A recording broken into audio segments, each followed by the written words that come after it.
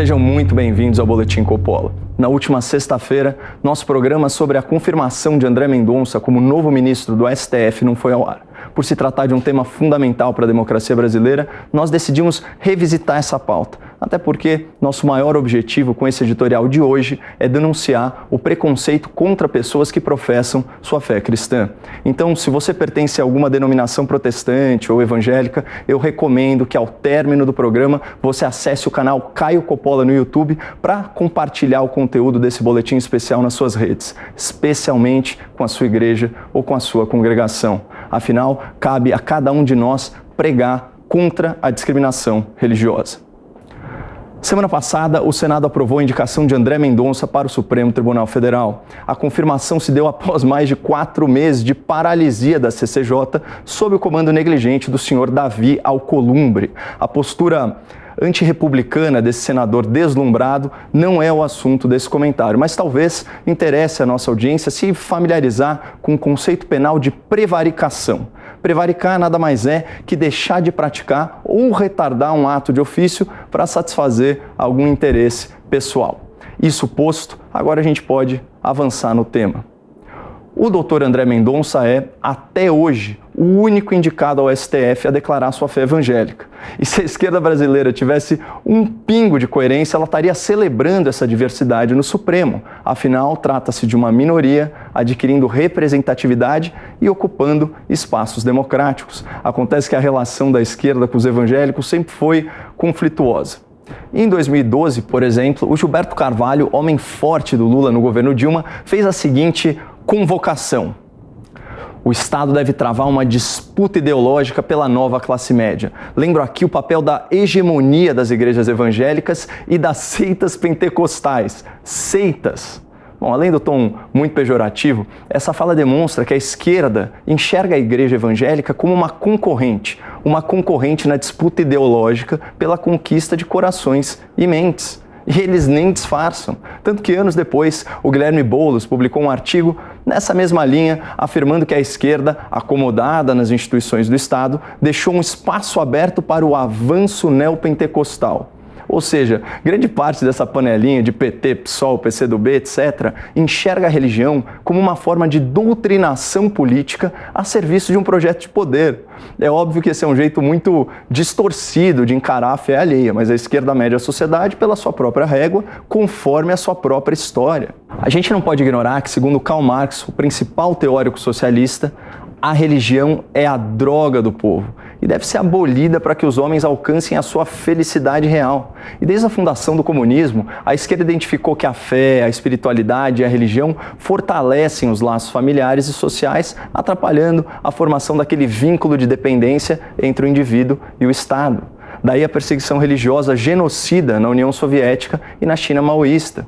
Mas aqui no Brasil, onde a esquerda radical ainda finge que é democrática, tem gente muito esperta que sabe fazer conta para as eleições. É o caso de um ex-condenado por corrupção que mente sobre a própria inocência, não demonstra arrependimento pelos seus graves pecados e alega de forma cínica que é a viva alma mais honesta do país. Mas observem a crítica velada que ele mesmo faz ao PT ao se endereçar ao povo evangélico. É um partido que não pode acreditar na história de que os evangélicos e as evangélicas são como se fosse um gato, são tangidos por aqueles que querem mentir. Como o próprio Lula reconhece na sua fala, o PT acredita sim que os evangélicos são como gado, um público homogêneo e acrítico que é manipulado como se fosse massa de manobra. Mas agora, por conveniência eleitoral, Lula precisa se aproximar desse eleitorado que representa cerca de 30% da população.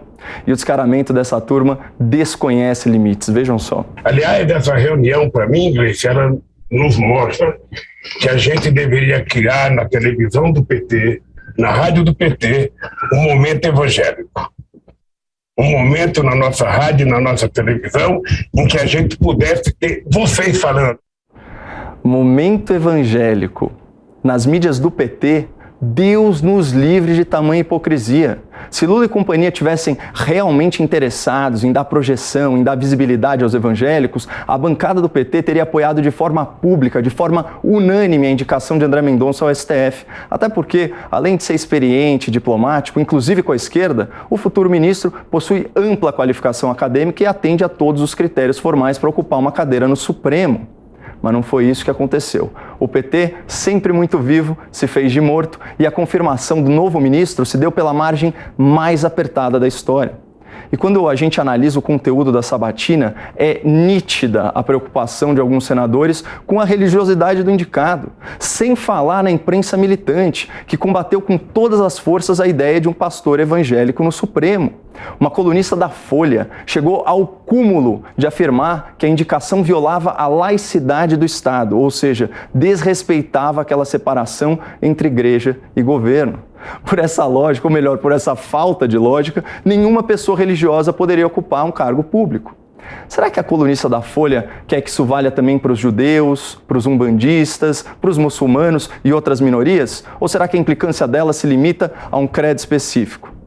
A real é que esse jornalismo progressista, que se diz tão inclusivo e cheio de empatia, vive estigmatizando os evangélicos como se fossem todos uns reacionários e uns retrógrados. Não são mesmo. É gente trabalhadora, batalhadora, gente generosa, muito diferente de quem fica por aí julgando a fé alheia, mas é incapaz de fazer uma doação ou um trabalho voluntário. Aliás, como faria bem para essa turminha sair da bolha da soberba e do preconceito para ir visitar as obras sociais de uma igreja protestante ou de uma igreja evangélica.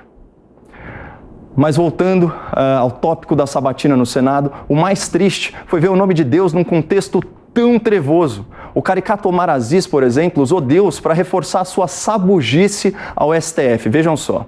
Abaixo de Deus, só o Supremo Tribunal Federal no Brasil.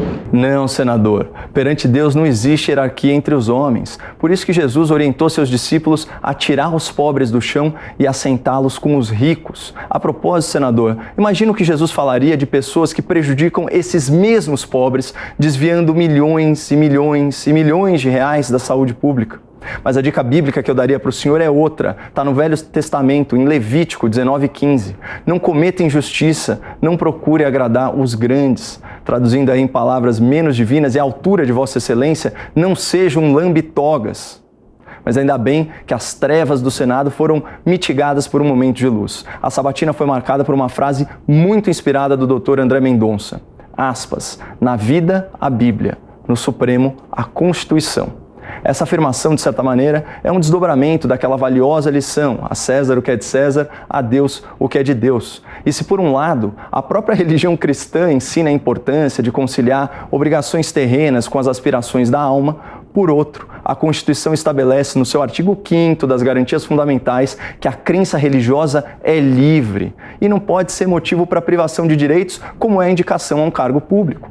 Portanto, toda essa polêmica em torno da religiosidade do futuro ministro não tem outra explicação, é puro preconceito. E já passou da hora da sociedade brasileira superar esse atraso, mas sem cair na armadilha de falsos aliados. O lulopetismo, que até ontem se referia aos evangélicos como gado bovino, esqueceu que Jesus, na metáfora bíblica, pastoreia um rebanho de ovelhas. E vamos combinar que os lobos não ficam muito confortáveis em pele de cordeiro.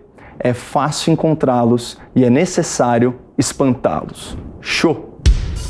No próximo bloco, uma palavra de conforto do homem mais brilhante da história. Boletim Coppola.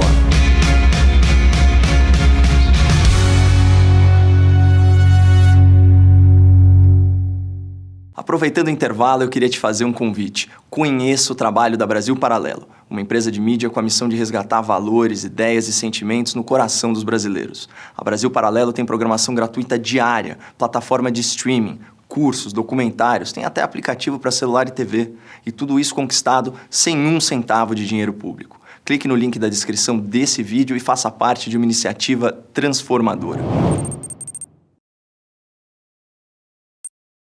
Se a crise bate à porta, eu atendo e procuro oportunidade. Se a onda tá boa, eu surfo inteira, não pela metade. Se eu aguento o risco, eu arrisco, mas não deixo parado, eu invisto.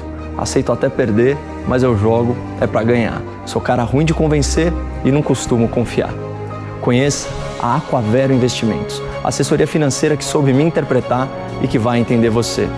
Clique no link aqui no descritivo do vídeo ou acesse campanha.aquavero.com.br/boletim. Boletim Coppola.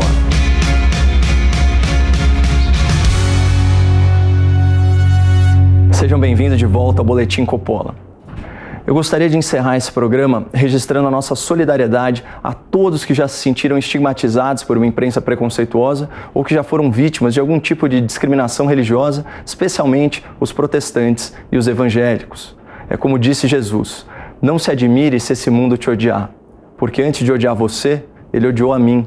Se você pertencesse a esse mundo, o mundo certamente te amaria como se você fosse dele. Mas você não é, você é livre desse mundo. E só por isso, esse mundo te odeia.